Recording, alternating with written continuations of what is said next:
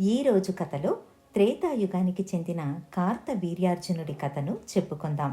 యదువంశపు పరంపరలోని హయహయరాజు కొడుకు కృతవీర్యుడు. కృతవీర్యుడి కొడుకే కార్తవీర్యార్జునుడు. ఇతడి పేరు అర్జునుడు. కృతవీర్యుడి కొడుకు కావడం వల్ల కార్తవీర్యార్జునుడిగా ప్రసిద్ధికెక్కాడు. కార్తవీర్యార్జునుడు 10,000 సంవత్సరాలు కఠినమైన తపస్సు చేసి దత్తాత్రేయుణ్ణి ప్రసన్నం చేసుకున్నాడు. అత్రి మహర్షి కొడుకైన దత్తాత్రేయుణ్ణి విశేషంగా ఆరాధించి అతని వద్ద ఎన్నో యోగ రహస్యాలను శక్తులను సంపాదించుకున్నాడు. మాహిష్మతిపురం ఇతడి రాజధాని. ప్రజలను కన్నబిడ్డలా చూసుకునేవాడు.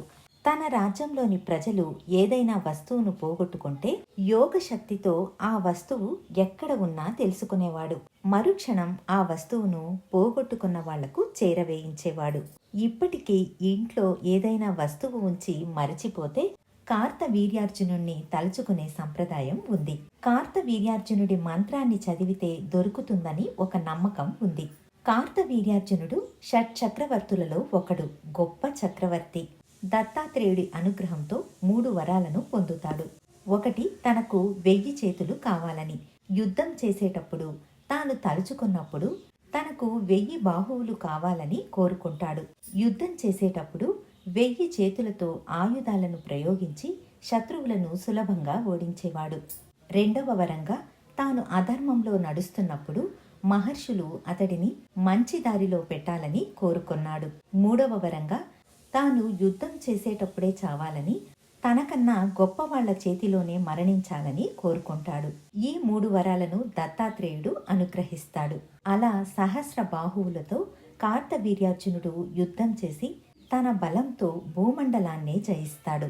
ఒకసారి కార్తవీర్యార్జునుడు నర్మదా నది మధ్యలో జలకాలాడుతూ తనకు 1000 చేతులు రావాలని కోరుకున్నాడు. అలా తన 1000 చేతులు అడ్డుపెట్టి నీటి గమనాన్ని నిలువరించాడు. ఆనకట్టు కట్టినట్టు నీళ్లు మొత్తం మధ్యలో నిలిచిపోయి నీళ్ల ప్రవాహం అంతా వేగంగా వెనక్కి వెళ్లి ఆనకట్టు వైపుకి చేరుకుంది. అటువైపు శిబిరం వేసుకుని శివపూజ చేయడానికి కూర్చుని ఉన్న రావణుడి శిబిరం మొత్తం నదీ ప్రవాహానికి కొట్టుకొని పోతుంది. నీటికి ఆనకట్టు వేసిన వాళ్ళు ఎవరిని వెతుక్కుంటూ వచ్చాడు రావణుడు. కార్తవీర్యార్జునుణ్ణి చూసి కోపంతో యుద్ధానికి రమ్మని పిలుస్తాడు. యుద్ధంలో సునాయాసంగా రావణుడిని ఓడించేస్తాడు కార్తవీర్యార్జునుడు. రావణుడంతటి వాణ్ణి ఓడించిన గొప్ప పరాక్రమవంతుడు కార్తవీర్యార్జునుడు. రావణుడిని బంధించి తెచ్చి తన అంతఃపురంలోని స్తంభానికి కట్టివేస్తాడు. తరువాత రావణుడి తాత అయిన పులస్త్య ఋషి వచ్చి రావణుడిని విడిచిపెట్టమని, ఇంకెప్పుడు ఇలా జరగకుండా చూసుకుంటానని కార్తవీర్యార్జునుడితో చెబుతాడు. అతడు రావణుడిని విడిపించి సగౌరవంగా పంపించేస్తాడు. బ్రహ్మ కొడుకు పులస్త్యుడు, పులస్త్యుడి కొడుకు విశ్రావసు, విశ్రావసు కొడుకే రావణుడు. అలా తాత అయిన పులస్త్యుడు మనవడైన రావణుడిని విడిపించుకుని వెళతాడు. ఒకసారి అగ్నిదేవుడు కార్తవీర్యార్జునుడి వద్దకు వచ్చి తనకు ఆకలిగా ఉందని, ఆహారం కావాలని అడుగుతాడు. ఈ గిరినగర అరణ్యాన్నంతా స్వాహా చేసి నీ ఆకలిని తీర్చుకోమంటాడు కార్తవీర్యార్జునుడు. అగ్నిదేవుడు యథేచ్ఛగా స్వాహా చేస్తూ అడవి పక్కన ఉన్న పల్లెలను, ఆశ్రమాలను కూడా కాల్చేస్తాడు. అక్కడే వశిష్ఠ మహర్షి ఆశ్రమం కూడా ఉంటుంది. వశిష్ఠుడికి కోపం వచ్చి అహంకారంతో అగ్నికి దహనం చేయటానికి ఆజ్ఞ ఇచ్చావు. చుట్టుపక్కల ఎందరికో నష్టం కలగడంతో పాటు నా ఆశ్రమానికి కూడా నష్టం కలిగింది. ఒక ముని కుమారుడు నీ సహస్ర బాహువులను నరికి నిన్ను అంతం చేస్తాడు అని కార్తవీర్యార్జునుణ్ణి శపిస్తాడు. ఒకసారి వేటకు వెళ్లిన కార్తవీర్యార్జునుడికి దాహం వేయడంతో సమీపంలో ఉన్న జమదగ్ని ఆశ్రమానికి వెళతాడు. అప్పుడు జమదగ్ని ఋషి అతన్ని ఆహ్వానించి మధ్యాహ్న సమయం అయింది కాబట్టి భోజనం కూడా చేసి వెళ్ళమని అడుగుతాడు. కార్తవీర్యార్జునుడు కూడా అలసిపోయి ఆకలితో ఉన్నాడు. కానీ తనతో పాటు తన పరివారం కూడా ఉన్నారని, వారిని వదిలి తను ఎలా భోంచేసేదని అడుగుతాడు. అప్పుడు జమదగ్ని తన పరివారాన్ని కూడా భోజనానికి తీసుకురమ్మని చెబుతాడు. కార్తవీర్యార్జునుడు ఉలిక్కి పడతాడు. ఎంతమంది ఉన్నారు అని కూడా అడగకుండా అందర్నీ పిలుచుకురమ్మంటున్నాడే అని అనుకుని, మహర్షి, నా పరివారం చిన్నది కాదు, కనీసం 50 మంది దాకా ఉంటారు అని అంటాడు.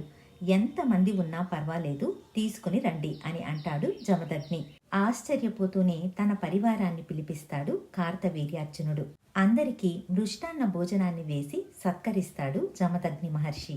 కుతూహలం తాళలేక ఇంతమందికి భోజనాన్ని ఎలా సమకూర్చారు అని అడుగుతాడు రాజు. అప్పుడు జమదగ్ని, నా వద్ద కామధేనువు ఉంది, అది కోరిందంతా ఇస్తుంది, దాని సహాయంతోనే వచ్చిన అతిథులందరికీ సత్కరించే సౌభాగ్యం కలుగుతోంది అని చెబుతాడు. అప్పుడు కార్తవీర్యార్జునుడు ఆ కామధేను తనకు కావాలని ఎంత చెప్పినా వినకుండా బలవంతంగా లాక్కొని వెళ్తాడు. తన ఇంటిలోని కామధేనువును కార్తవీర్యార్జునుడు బలవంతంగా లాక్కొని వెళ్ళాడని జమదగ్ని కొడుకైన పరశురాముడికి తెలుస్తుంది. కోపంతో రగిలిపోతున్న పరశురాముడు చేతిలో గొడ్డలి పెట్టుకుని మాహిష్మతి నగరానికి వెళ్ళి కార్తవీర్యార్జునుడి సైన్యాన్నంతా సంహరిస్తాడు. అటుపై రాజుతో భయంకర యుద్ధం చేసి అతడి సహస్ర బాహువులను ఖండించి అతడిని అంతమొందిస్తాడు. అలా కార్తవీర్యార్జునుడు కోరుకున్నట్లే విష్ణువు అవతారమైన పరశురాముడి చేతిలో మరణిస్తాడు. ఇదండి కథ. మళ్ళీ మరొక మంచి కథతో మీ ముందుంటాను. ధన్యవాదాలు.